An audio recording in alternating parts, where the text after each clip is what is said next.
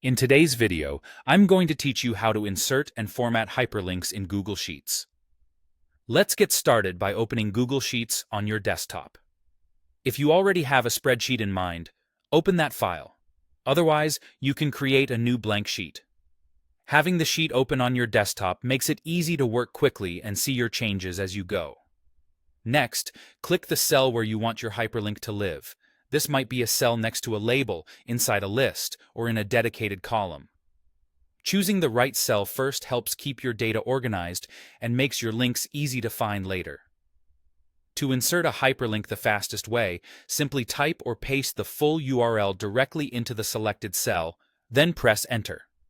Google Sheets will recognize it and turn it into a clickable link automatically.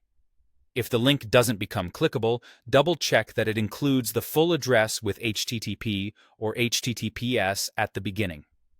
Once it's recognized, you'll see it appear with the usual link styling, and you can click it to open the page in your browser.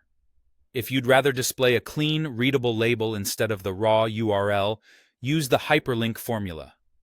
Click into the cell and type hyperlink, URL, link text, replacing URL with your actual web address in quotes, and link text with the text you want people to see.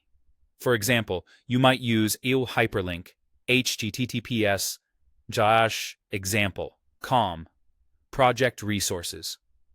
When you press Enter, the cell will show the friendly text, and clicking it will still take you to the correct site. This keeps your sheet tidy and helps others understand where a link leads without exposing the entire address.